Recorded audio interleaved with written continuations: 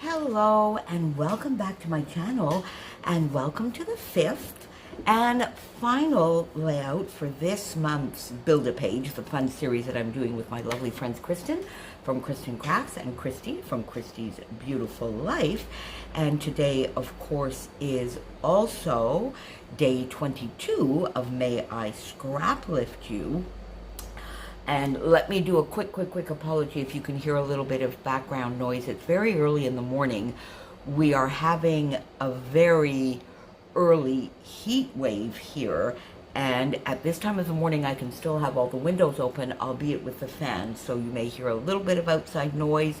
Hopefully you won't hear the fans as a background noise, but later in the day, I will have to close everything up, put the air conditioners on.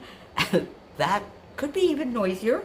And then, of course, I also, at some point during the day, have to close the blind here in this room, which makes it dark. So today was a little bit trying to figure out which would be the lesser of evils. So let's give this a try. And today, I am scraplifting my lovely friend Shannon from She's Crafty here on YouTube, and She's Crafty 2020 over on Instagram. Now, I'm sure you all already follow Shannon for sure, and therefore you already know her absolutely gorgeous style, her fantastic personality. I love the way she does videos. I absolutely adore her relaxation music that she puts on the background of some of her videos.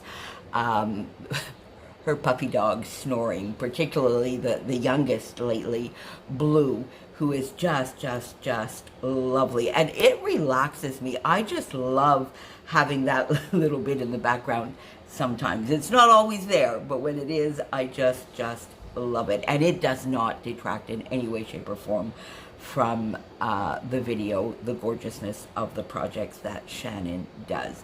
So today, I decided to take her lovely layout that you're seeing up here in the corner and turn it into one of my 6x8 spreads, because as you know, in the Rediscover Your Stash group this month, our focus was unfinished projects, and I set myself a goal of not necessarily finishing the Me, Myself, and I 2021 project, but at least getting 6 more spreads done. I had 6 done, so basically this month I wanted to double it up. So you've seen a few of them this month. Now, this lovely blue with a little bit of a sort of goldish undertone washed out or wash on top of the blue paper 6x8 from the Carefree was in my kit, of course, as was this beautiful marble paper. They were the 2 main papers that I had put aside together with the Nicole Jones 911 grid paper, which is always my right-hand side. Now, looking at that lovely page, I went back into the 6x8 and I got this lovely paper, which I found gave a beautiful contrast, but complemented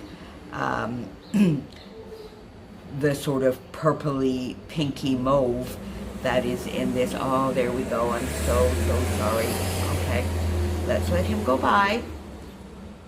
Sorry, friends. Complemented this lovely dusty rose, purpley mauve color. It's just a gorgeous color. And then I still had, it's been making an appearance everywhere, a little bit of this gorgeous paper left. So I used that as well. I had put the chipboard, of course, with this, and I did get 1 piece of the chipboard. I got a few of those lovely wood veneers from the older Pink Fresh studio, so I'm getting through these very well. I had put the gorgeous sticker sheet with this little kit, and I got a couple of those on here as well. Then I went into my stash and I got 1 package of the Storyteller, these gorgeous puffy stickers that I had not used yet, and I absolutely love them. And it's more navy than it is black I think. Anyway, it just goes perfectly with this. Whether it's navy or black, it gets to a point where you can hardly tell, and they both sort of complement one another. And then for the alphas, that I did have to go into my stash, so what I put aside didn't do, so I went in and I found these older basic gray. These are from 2013, my friends. So I got those out and I'm using those. So I'm going to keep those aside for the next little while as well, because you're going to see after this video, probably later today, I'm going to do a little bit of a wrap up, and then we're going to come up with a plan which will help me in the year-long scrap-along series with what I have left from these lovely page kits. So the additional paper here is that lovely larger square in the background of Shannon's layout.